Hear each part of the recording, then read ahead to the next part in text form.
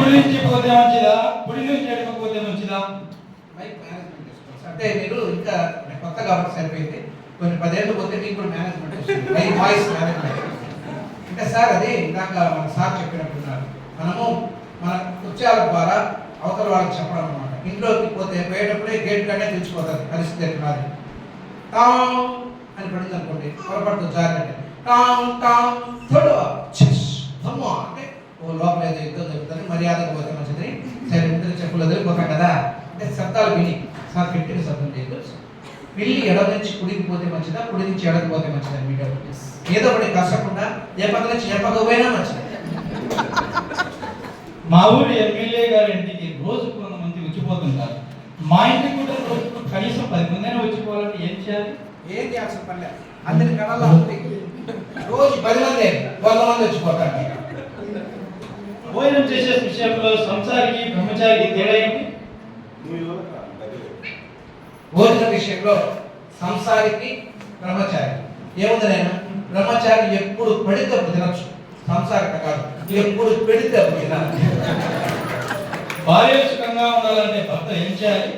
భార్య సుఖంగా ఉండాలంటే భర్త ఏం చేయాలంటే వారానికి ఒకసారి గుడికి తీసుకుని పోవాలి, 10 రోజులకు ఒకసారి హోటల్కి తీసుకుని పోవాలి, 15 రోజులకు ఒకసారి సినిమాకి దొరుకుని పోవాలి, 25 రోజులకు ఒకసారి గుడ్డల గడికి దొరుకుని పోవాలి, నెలకు ఒక్క రోజు ఎక్కడికైనా ఊరికి దొరుకుని పోవాలి. అప్పుడు భార్యలు సుఖంగా ఉంటారు. అంతకంటే ముందు వాళ్ళు ఏ పేరు వాళ్ళకే వేయాలి, అప్పుడు సుఖంగా ఉంటారు. మరి భర్తలు సుఖంగా ఉండాలంటే భార్య ఏం చేయాలి? భర్తలు సుఖంగా ఉండాలంటే భార్యలు ఏమి చేయనక్కర్లే, వాళ్ళ మానాన్ని వాళ్ళు తీసిపెట్టేస్తారు. సుఖంగా డైరెక్ట్ స్పీచ్ కి ఇండైరెక్ట్ స్పీచ్ తేడా ఏంటి సార్? డైరెక్ట్ స్పీచ్ ఇప్పుడు ఇంట్లో కోపం వచ్చింది అనుకో, అంటే ఏంటి కథని కొట్లాడి వచ్చినాము, అది డైరెక్ట్ స్పీచ్. ఆడ కొట్టాడలేక బడికి వచ్చి పిల్లలను తిట్టామనుకో అది ఇండైరెక్ట్ స్పీచ్. డాక్టర్కి దేవుడికి కోపం తెప్పించకూడదు అంటారు కదా, నిజమేనా? నిజం సార్. ఎందుకంటే దేవుడికి కోపం వచ్చిందనుకో డాక్టర్ దగ్గర పంపిస్తాం, డాక్టర్ కోపం వస్తే దేవుడు వాళ్ళిద్దరికి కోపం రాకుండా చూసుకోవాలి. కాపీ మేస్త్రి కాపీ ఎలా వచ్చింది సార్? తాపీ మేస్త్రి ఆయన 6 నెలలకు ఇల్లు కట్టిస్తామంటాడు, తాపీగా సంవత్సరానికి కట్టిస్తాడు. అందుకని ఆయన తాపీ మేస్త్రి. ఆడవాళ్ళు ఎక్కువగా మాట్లాడారంటారు కదా సార్, నిజమేనా? నిజం సార్. అది ఆడవాళ్ళు ఒత్తిగా ఎక్కువ మాట్లాడరు, అది ముఖ్యంగా గుడ్డలందరికి పోతే అసలు మాట్లాడరు. ఈ కలర్లో వేరే డిజైన్ ఉందా, ఈ డిజైన్లో వేరే కలర్ ఉందా, అది ఉండే మాట్లాడు మొత్తం అంగడంతా తెచ్చారు కదా. అమ్మ ప్రేమ గొప్పదా, ఆలి ప్రేమ గొప్పదా? ఇద్దరి ప్రేమ గొప్పదే. అమ్మది కన్న ప్రేమ, పెళ్ళాంది కొన్న ప్రేమ, ఇద్దరిది. What is this sir? అప్పటికి ఇప్పటికి మగవాళ్ళలో ఏమైనా మార్పులు వచ్చాయంటారా? మగవాళ్ళలో చాలా మార్పులు వచ్చాయి. అప్పుడు ఎవరన్నా మనపడ్డాడు కింద తన్నుకో పడ్డామనుకో రామా రామా కృష్ణ అన్నా, ఇప్పుడు రమ్యకృష్ణ అంటారు. మరి అప్పటికి ఇప్పటికి మార్పులు వచ్చాయా? పిల్లలలో బ్రహ్మాండం అన్నమాట. అప్పుడు పడితే అమ్మా అంటున్నారు, ఇప్పుడు పడితే అమ్మాయి అంటున్నారు. జంతువుల్లో ఏమైనా మార్పులు వచ్చాయా? జంతువుల్లో కూడా మార్పు వచ్చింది. అప్పుడు ఆవులు ఈ ఆవు గడ్డి తిని అంబా అంటున్నాయి, ఇప్పుడు నానా కందని రాంబా. పిల్లలు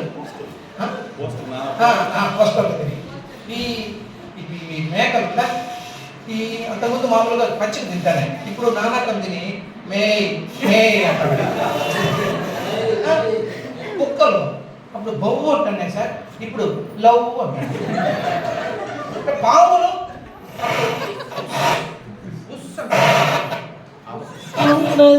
హలో అప్పుడు బుస్ అంటానే, ఏంటి పాములు ఇప్పుడు అంటాడు. ఇప్పుడు పిల్లులు మేయావు అంటానే, ఇప్పుడు మయావు మయావు. పిచ్చుకలు సార్ అప్పుడు కిస్ కిస్ అంటానే, ఇప్పుడు కిస్ కిస్. మొత్తం దృష్టి పెట్టిపోయింది. కారు నేర్చుకునే వాళ్ళు తీసుకోవాల్సిన జాగ్రత్తలు ఏమైనా చెప్తారా సార్? ఇది మా మొహం చెప్పాడు సార్. కారు నేర్చుకునే వాళ్ళకి తీసుకోవాల్సిన జాగ్రత్తలు, ఆ నేర్చుకునే కారు మంది కాకుండా చూసుకోవాలి.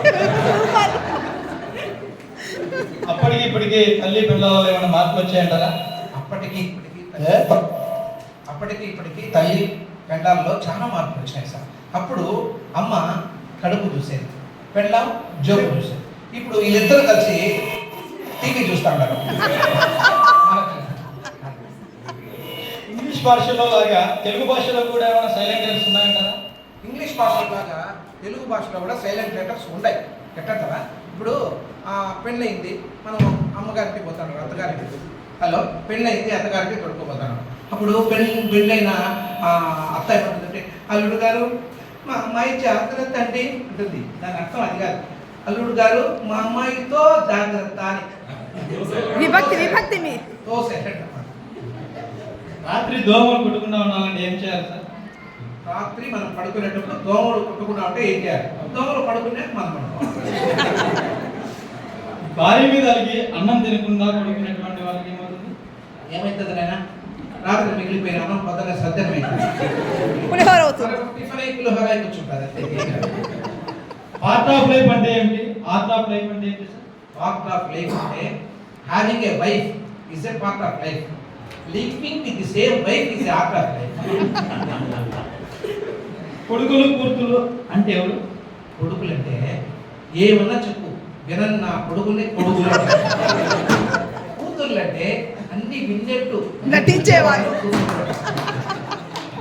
వీళ్ళు ఎప్పుడు వాళ్ళు husband is head of the family అంటారు, నిజమేనా? Correct sir. Husband is the head of the family, but wife is the neck of the family. Neck ఎక్కడ తిరిగితే అది. హస్బెండ్ అనేది ఏ భాష నుంచి వచ్చింది సార్? వైఫ్ అనే పదం యాక్చువల్గా చెప్తానన్నా, వైఫ్ అనే పదము నైఫ్ అనే పదం నుంచి వచ్చింది.